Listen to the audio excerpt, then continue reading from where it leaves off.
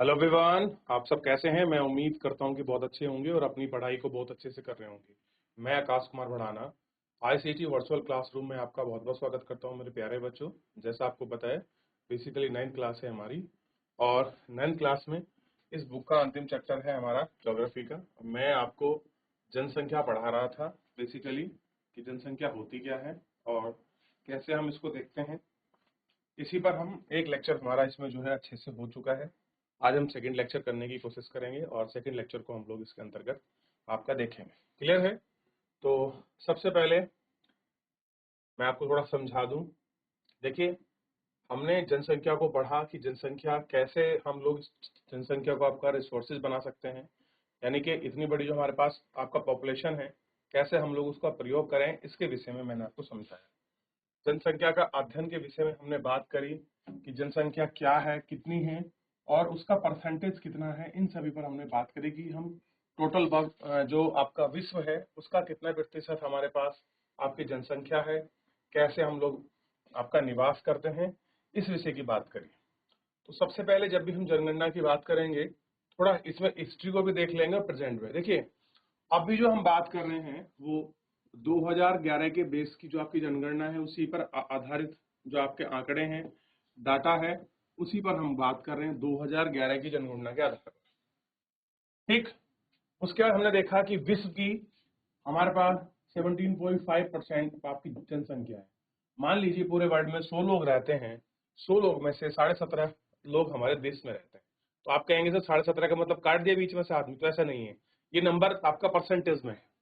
Clear है? फिर हमने उनका क्षेत्रफल देखा, हमने भूभाग की बात करी कि वर्ल्ड का 2.4% एरिया जो है पूरे विश्व का वो हमारे पास है। ठीक। उत्तर प्रदेश की पॉपुलेशन को देखा, ये 2011 के अनुसार है, लेकिन अब जो है 2000 आपका 23-24 का डाटा आना है, जो कोविड की वजह से नहीं आ पाया, लेकिन अब शायद इस लास्ट के अंत तक हमको ये जो आपका डाटा है वो आपका मिल जाएगा और हम इस पर अच्छे से बात कर लेंगे। जनगणना कब से शुरू हुई, जनगणना की काउंटिंग के विषय में थोड़ा सा इतिहास देखोगे तो सबसे पहले आप देखोगे 1772 में लॉर्ड मेयो के समय में जनगणना प्रारंभ की गई थी और 1881 में इसे नियमित रूप पर प्रत्येक 10 साल में गणना करने का काम आपका शुरू कर दिया गया था। क्लियर है? इस तरीके से हमने देखा कि जनसंख्या घनत्व क्या है। चलिए इनको हम शुरू करेंगे, तो एक बार दोबारा से हम लोग चैप्टर को पढ़ लेते हैं ताकि रिवीजन हो जाए सबका। ठीक। और चीजें अच्छे समझ आ जाएं। जो बच्चे उस दिन क्लास में नहीं रहे होंगे, जो स्कूल लॉगिन नहीं थे, वो आपका पढ़ लें। चलिए, तो जनसंख्या घनत्व को हमने देखा। तो जनसंख्या घनत्व को मैंने आपको बताया था, प्रति इकाई क्षेत्रफल में रहने वाले लोगों की संख्या को जनसंख्या घनत्व कहा जाता है। भारत की विश्व की आबादी वाले देशों में से एक है, जहां पर घनी मतलब डेंस पॉपुलेशन जहां पे निवास करती है, उनमें से भारत एक आपका देश है, या भारत एक उनमें से कंट्री है जहां पर बहुत ज्यादा आपकी पॉपुलेशन जो है देखने के लिए मिलती है, जहां कम क्षेत्र में बहुत अधिक लोग रहते हैं। तो मैंने भारत का आपको जनसंख्या घनत्व भी आपको बताया था कि भारत का जनसंख्या घन कितना है, 382 आपका प्रति व्यक्ति वर्ग किलोमीटर है। और ये भी बताया ये 2011 की जनगणना के अनुसार है। देखिए, इसमें से आप अगर बोर्ड परीक्षा भी देंगे या कोई भी जीवन में आप कोई भी पेपर देंगे, 1 से 2 क्वेश्चन आपके इस जनगणना से आपको देखने के लिए मिलेंगे। तो आप इसको इतना हल्का या आसान मत मानिए। आप समझ रहे हैं कि बस डाटा है, नंबर है ही क्या, जनसंख्या तो हम भी हैं, लेकिन जब तक आप उसका वेरिएशन को उसको नहीं पढ़ोगे तो चीजें आपको कैसे क्लियर होंगी बच्चों। उन्हें अच्छे से पढ़ते चलिए। चलिए, ठीक। उसके बाद मैंने आपको एक चित्र बताया था कि किस राज्य में कितनी कितनी परसेंट आपकी पॉपुलेशन जो है आपका निवास करती है, ये आपने देखा। जैसे अन्य राज्य और आपका जो केंद्र शासित प्रदेश है, जो भी हमारे यूटीज हैं, दिल्ली को छोड़कर, उसमें कितना है, 2% पॉपुलेशन निवास करती है। उत्तराखंड में भारत की 1% पॉपुलेशन निवास करती है। दिल्ली में भी 1% निवास करती है। हरियाणा में 2% करती है। छत्तीसगढ़ में 2 करती है। पंजाब में 2, असम में 3, झारखंड में 3, केरल में 3, 3 उड़ीसा में, 5 गुजरात में, 5 कर्नाटक, 6 राजस्थान, 6 तमिलनाडु, 6 मध्य प्रदेश, ऐसे करके टोटल दिखाया गया है। उत्तर प्रदेश में 16, महाराष्ट्र में 9, बिहार में 9 और वेस्ट बंगाल में 8 और आंध्र प्रदेश में आपका 7% पॉपुलेशन जो है आपका निवास करती है। तो ये अगर आप इन सबको ऐड करोगे तो ये टोटल आपका 100% हो जाएगी। ये कितना हो जाएगी? 100%। एक बार देख लें आप इसे, फिर हम लोग आगे बढ़ते हैं।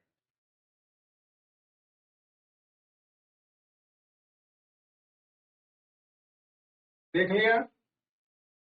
आगे बढ़ जाए। चलिए अब देखिए, एक बार आप इस मैप को गौर करके देखें, और हो सकता हो तो आप इस मैप को एक बार बना लीजिए। जो मैप है भारत का, जो आपका राजनीतिक मानचित्र है, आप इसको एक बार बनाइए। देखिए, बना लीजिए एक बार।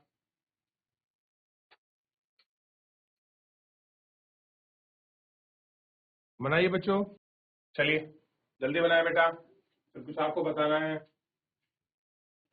देखिए, जहाँ रेड दिखाई दे रहा है, कुछ से लाइट कलर, कुछ लाइट कलर, कुछ ग्रीन, ये प्रति व्यक्ति जो वर्ग किलोमीटर में आपको दिखा रहा था, इसमें आपको देखने के लिए मिलेगा कि कितने लोग निवास करते हैं किसी पार्टिकुलर एरिया में, उसके विषय के बारे में अच्छे से समझाया गया। ठीक, अब देखिए, जहां पर रेड रेड है, दो राज्य आपको दिखाई देंगे, बिहार और आपका बंगाल। बिहार और बंगाल में जनसंख्या घनत्व कैसा है? ज्यादा है, यानी कि एरिया कम है और पॉपुलेशन जो है ज्यादा निवास कर रही है। क्या दिखाई देगा आपको? एरिया कम है और पॉपुलेशन आपका ज्यादा निवास कर रही है, इसी वजह से आप देखेंगे यहाँ रेड है। अभी ग्रीन देख रहे हैं, यहाँ एरिया बहुत ज्यादा है, पॉपुलेशन आपका कम निवास करती है। ऐसे ही आप दिल्ली देख लीजिए, एरिया बहुत कम है और पॉपुलेशन कितना निवास करती है, सोच के देखिए। इतना बड़ा उत्तराखंड है, उसमें 1% पॉपुलेशन है, छोटी सी दिल्ली है, इसमें 1% पॉपुलेशन है, यानी कि लगभग लगभग उत्तराखंड की और दिल्ली की जनसंख्या बराबर है।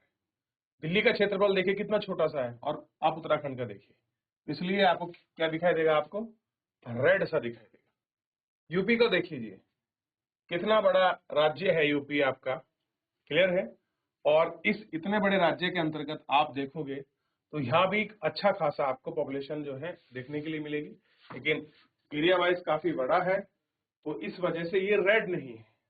ठीक है, ये सारी चीजें आपको इसमें दिखाई।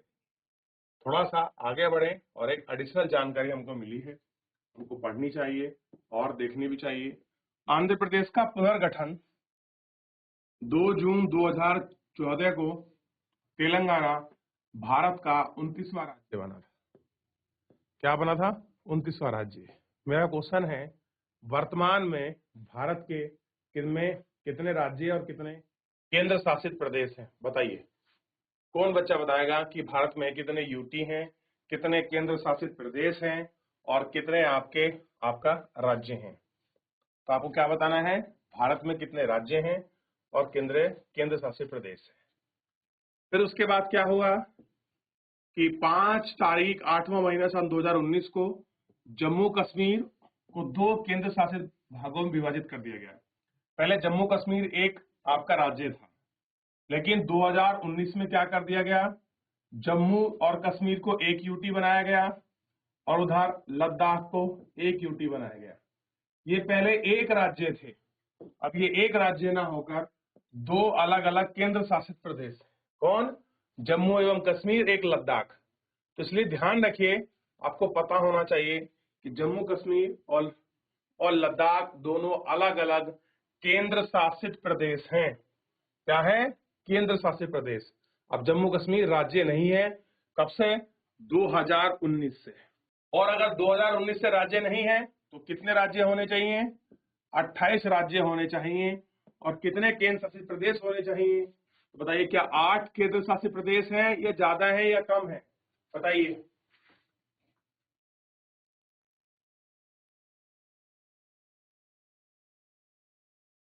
तो ध्यान दीजिए, जैसे मैंने लिखा है, भारत में 28 राज्य और 8 केंद्र शासित प्रदेश है। नोट कर कर लिख सकते हो, इंपोर्टेंट कर कर लिख सकते हो, पता होना चाहिए। भारत में 28 राज्य और 8 केंद्र शासित प्रदेश है। लिख लें आप, जिन बच्चों को नहीं पता है लिख लीजिए। भारत में 28 राज्य है और 8 केंद्र शासित प्रदेश है।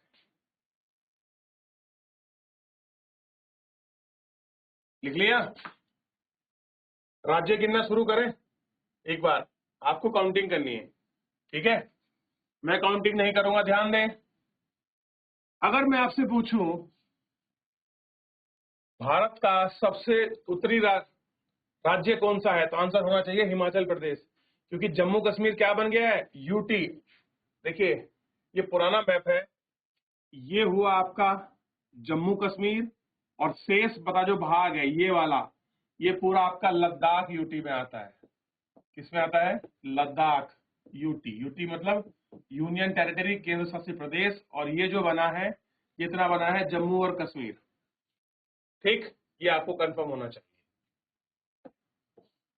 तो कहां पर आपका क्या है, आप इसको देख सकते हैं थोड़ा सा। ये इस तरीके से आपका जे एंड के है और ये आपका क्या है, पूरा लद्दाख है। ठीक, देख लिया? सबसे पहले 1 हिमाचल, 2 पंजाब, 3 उत्तराखंड, 4 हरियाणा, 5 यूपी, 6 राजस्थान, 7 मध्य प्रदेश, ध्यान दीजिए, 8 गुजरात, 9 महाराष्ट्र, 10 छत्तीसगढ़, 11 झारखंड, 12 उड़ीसा, 13 नंबर का बिहार। तो यहाँ ऐसे दिखाई देगा बिहार को, थोड़ा सा यहाँ देख लेते हैं। 13 नंबर का बिहार, 14 नंबर आपका बे ऑफ बंगाल, ठीक है, 15 नंबर आंध्र प्रदेश, 16 नंबर कर्नाटक, 17 उड़ीसा, 18 तमिलनाडु और 19 आपका केरल। 19 राज्य हो गए, ध्यान दें आप, 19 राज्य हुए कि नहीं हुए? ठीक है, चलिए 20 में आ गया सिक्किम, 21 में अरुणाचल प्रदेश, 22 में असम, 23 पे आप कर सकते हैं इसको मेघालय। मैं मेघालय को यहां लिख देता हूं, 23 मेघालय, 24 आपका त्रिपुरा, 25 मिजोरम, 25 में आपका मिजोरम और 26 में मणिपुर, 27 में नागालैंड। अब एक राज्य बताइए कहां से दाएं बाएं हो गया, क्योंकि 28 होने चाहिए, 27 हो रहे हैं। एक आप ढूंढिए, और देखिए एक राज्य आपको नहीं मिलेगा इसमें, क्योंकि यहाँ एक राज्य है जो नया बना है, जिसका हम बारे में अभी पढ़ा है, ये पुराना इसमें ऐड किया हुआ है। यहाँ पर है आपका तेलंगाना और ये है आंध्र प्रदेश। क्लियर है? तो ये मान लीजिए 15 और ये मान लीजिए आपका 28 नंबर का, क्योंकि तेलंगाना नया बना है, इसलिए पूरे इस तरीके से आपका पूरे स्टेट आपके हो गए 28 के 28। ठीक है, अब यूनियन टेरिटरी को मैं 2-4 को मैं आपको खुद आपको बताऊंगा, बाकी आपको खुद देखने हैं। क्लियर हो गया? तो कंफ्यूज नहीं होना है। आंध्र प्रदेश को 2 पार्ट कर दिए गए थे 2014 में, ऊपर वाला पार्ट बन गया तेलंगाना, नीचे वाला बन गया था आंध्र प्रदेश। तो कंफ्यूज नहीं होना है। इसके अकॉर्डिंग जो मैप दिया गया है, इसके जो आपके मुताबिक है, देखिए मैंने आपका रिफॉर्म किया जम्मू कश्मीर में आपको बताया है, और यहाँ आपका आंध्र प्रदेश आपका तेलंगाना वाले पार्ट में। क्लियर है? चलिए इसके बाद हम लोग देखेंगे केंद्र शासित प्रदेश। सबसे पहले 3 केंद्र शासित प्रदेश को आप देखिए, जहां पर आपकी पहुंच जल्दी नहीं पहुंचती है। ध्यान दें बेटा, पहला देखिए आप, सबसे पहले लक्षद्वीप, ये है लक्षद्वीप। और सागर लिखिए, इसका नहीं पता है तो अरब सागर में है, लिख लीजिए अरब सागर। ठीक, ये लिखिए, यही तमिलनाडु के बगल में है आपका पदुचेरी, पांडुचेरी। पदुचेरी पांडुचेरी बहुत बार आपको देखने के लिए मिलता है, ये देख लीजिए आप। और ये देखिए इस तरीके से फैला हुआ है अंडमान निकोबार द्वीप समूह, ये आपको दिखाई देगा। तो 1, 2, 3 देख लिए 3। फोर्थ नंबर का देख लीजिए, दमन और दीप, दादा नागर हवेली। दमन और दीप, दादा नागर हवेली, दो थे पहले, अलग अलग, इनको एक कर दिया गया है। पहले दमन दीप एक था और दादा नागर हवेली एक था। अब इन दोनों को मर्ज कर कर एक ही बना दिया गया है, इसलिए क्या है, दमन और दीप तथा दादा नागर हवेली। ठीक है, तो 4 नंबर का यूटी आपका ये हुआ। ठीक है, 4 नंबर का यूटी आपका हो गया। अच्छा, 5th नंबर पर आ जाइए, आ जाइए। अब लिखिए दिल्ली। दिल्ली क्या है आपका, यूटी है, केंद्र शासित प्रदेश, यूनियन टेरिटरी। कहीं आपको यूटी लिखा मिलेगा, कहीं आपको केंद्र शासित प्रदेश लिखा मिलेगा, मतलब एक ही है। इंग्लिश में हमने उनको बोल दिया यूनियन टेरिटरी, शॉर्टकट में लिख दिया यूटी, और हिंदी में बोलते हैं हम केंद्र शासित प्रदेश। ये कौन से नंबर का था अभी, ये 4th नंबर का था, और दिल्ली हो गया आपका 5th नंबर का। 6 नंबर पर ठीक उसके बगल में ही है 6 नंबर, चंडीगढ़। चंडीगढ़ पंजाब की भी राजधानी है और हरियाणा की भी, दोनों की कैपिटल है पंजाब, यहाँ दिखाई देगी आपको, देख लीजिए। अगर क्वेश्चन बन जाए कि कौन सी ऐसी यूटी है जिसकी 2 राज्यों की एक राजधानी है, तो 2 राज्यों की एक राजधानी है, पंजाब की भी और हरियाणा की भी। हो गया। लद्दाख भी एक यूटी है, 7। जम्मू कश्मीर भी एक यूटी है, 8। तो पूरे 8 के 8 आपके हो गए। तो 28 राज्य, 8 केंद्र शासित प्रदेश मैंने आपको दिखा दिए।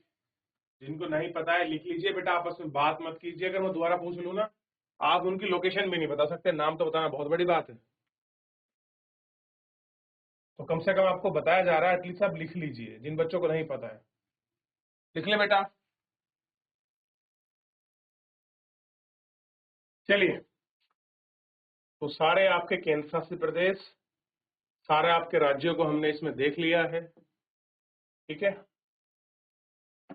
अब हम जो है शेष जो आपका चैप्टर है, कुछ भूभाग है, कुछ उसका वितरण है, निरपेक्ष कैसे आपकी जनसंख्या बढ़ती है, पर ईयर ग्रोथ कितना है, इस पर थोड़ा सा हम लोग बात करेंगे, और 10 की वृद्धि कितनी हो रही है, इस पर भी हम बात करेंगे। तो ये सारी चीजें जो है हम लोग नेक्स्ट लेक्चर में लेंगे।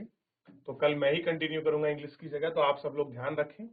ठीक है, तो मेरे प्यारे बच्चों, इतना आप लोगों ने देखा है, आप रिवीजन किया है, आप एक बार घर जाकर रिवीजन कर कर जरूर पढ़िए, क्योंकि आपको पता होना चाहिए कि कौन से केंद्र शासित प्रदेश, कौन सा राज्य कहाँ पर है, और आपकी इतनी अच्छी जानकारी होगी तो कोई भी आपसे अगर पूछ ले तो भारत संधि मैप में आपको कभी भी कंफ्यूजन नहीं होगा।